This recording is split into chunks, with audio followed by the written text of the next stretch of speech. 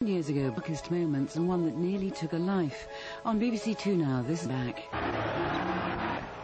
Michael Watson rocked the boxing. Coming into that fight was immense. It was fierce, it was ugly. He wanted that title. It's no good being a people's champion. Michael wanted to be a champion. That's my focus, to become world champion. The most controversial fight ever seen in a British ring left Michael Watson fighting for life. This is his story.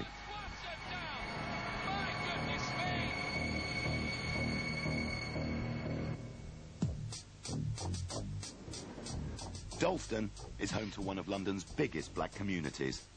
Sandwiched between trendy Islington and hard-nosed Hackney, it wasn't an easy place to grow up in, particularly if you were a quiet boy like Michael Watson. Michael wasn't always tough. He used to cry too easily, and I couldn't allow him to grow up like that. No way. Michael was very quiet, very shy, you know, so we have to break him. I would say break him in, you know. Yes, he was very, very quiet. Naturally shy, Michael found it difficult to cope with life on the rough and ready de Beauvoir estate, and soon fell victim to the local bully. Some boy, I don't remember the name, used to beat him up, you know, bullied him. And I always tell him, help yourself, because I can't go and fight for you, so you have to defend yourself. It got to a point where he just went home crying, and then his uncle said, that's enough's enough, you need to learn to box, you need to learn to look after yourself. Uncle Joe took him to the Crown and Manor, a local gym bursting with young boxing hopefuls. For Michael, it was a safe haven away from the harsh realities of East London life. I wanted to make him a man and not just a cry man. And he came up, and I noticed that there was something in him. To Michael, the gym felt like home the moment he stepped inside. Seeing the punch bag for the first time, looking at boxing gloves for the first time, it was truly extraordinary. I just couldn't I just couldn't wait to put my hands through them. Just to go in and smell the leather of the bags. It's truly amazing.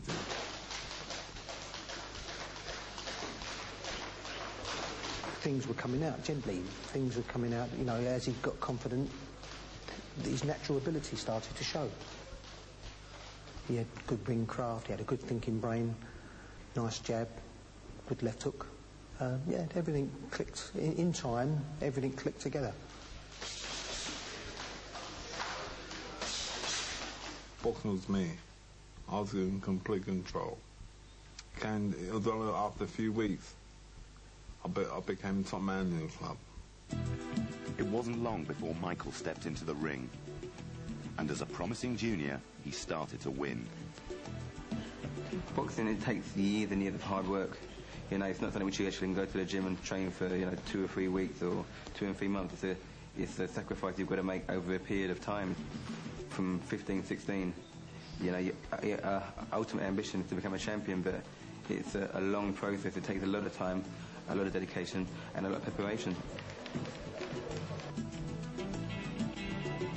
Michael was at the gym 3 times a week and running 6 miles a day.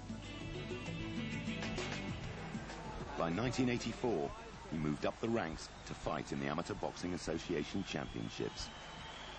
Having failed to make the finals, Michael decided to leave the amateurs behind and turn professional. There's, I would say, only a percentage of maybe 2 or 3% that actually make it. You know, you can't just make a champion, you've got to have it in you. I needed a goal. That goal was to become world champion. That's my focus, to become world champion. Michael never trained his hardest, I don't think, in the gym. You never saw him, you know, he was always relaxed when he was sparring. He never showed any true aggression when he sparred. You know, but when he fought, it was a totally different person.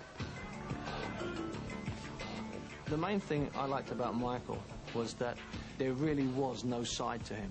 What you saw was what you got. He traded punches with some terrific amateurs throughout his amateur career, and as a pro, he'd learnt his trade in a very old-fashioned way, in a way that's been lost to boxing. Wherever Michael fought, his mum could be seen and heard supporting him from the front row. Go on, son. Go on. Go on. Punch. Jab and move. Jab and move. Yes. Uppercut. Yeah, I used to back him, yes. I enjoyed boxing. And he's very rocky indeed. And Watson is looking to the finish right here. And Sid Nathan's waited. He fought guys who were just marginally less sharp and less dangerous than him, but at the same time they pushed him. And he just took each fight in his stride, and he improved with each fight, and he was always learning, and he just wasn't flash. But the big punching is coming from Watson, and there's another perfect example, the right hand again, and this time he may not beat the count. 8, he's done it, up at 8.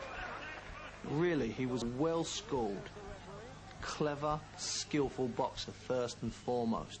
It was a bonus if he hurt somebody and knocked them out. That wasn't Michael's game. Michael's game was picking holes in his opponents and winning cleverly. But being a clever fighter wasn't enough. This was the late 80s.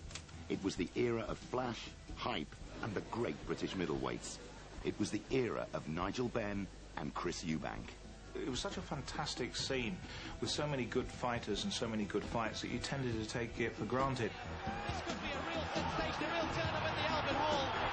Anthony Logan backs Ben up. Ben slips once again. He fights back. Fantastic. They were terrific. Ben, Watson, Eubank. Ben was the real exciting fighter who would take on anybody. Loved what he called a tear-up. Watson was very underestimated. He was a very talented fighter. And there was Eubank, who was the real box office, the extrovert, the man that everybody wanted to see beaten. Certainly the public did. He brought a tremendous amount to the fight game. Oh, right. Oh, this is it. Gone. This is the end of it. Gone. This is the end. It was a good time. It was a good time to see all of these great fighters there. You know, and I think it done a lot for young amateurs as well, seeing British guys, you know, up there in the world title ranking. Scary. It was very scary. But then it was about who was willing to step up to the plate and actually, you know, be the person that they said they were. I believe God put Maradona on this earth to score goals, Steve Davis to pop balls, and Nigel Benn to kick ass.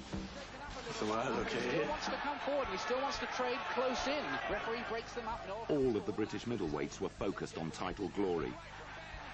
Michael Watson, nicknamed The Force, had his eye on Nigel Benn's Commonwealth title. Don't think there was rivalry with Michael, even though he was in my way. I just thought that he was just like, to me, he was just like a goody two-shoes, Michael. He never really said nothing bad about anybody. It was mostly he said, "Go on, Michael, say something bad." Okay, because Michael was just a good guy. I'm more of a classier fighter than Nigel Benn. I'm the sort of fighter, I work behind my left hand, and you know, I'm more of a quality fighter than Nigel Benn. I can also punch as well. Would you like to fight Ben? Whenever they can fix the match, I'll be willing. The bout was set for the 21st of May, 1989. Michael would take on Nigel Benn, the Dark Destroyer. Nigel had fought 22 fights and won by 22 knockouts. Guarantee when I see you on the 21st, Watson, you ain't gonna have no eyes to look out of. I'm telling you, you are in serious trouble. He was a danger, very ferocious. At the time, he was at his peak. How can this so-called Christian boy going to church fight Dark Destroyer like Nigel and all people, and people used to laugh?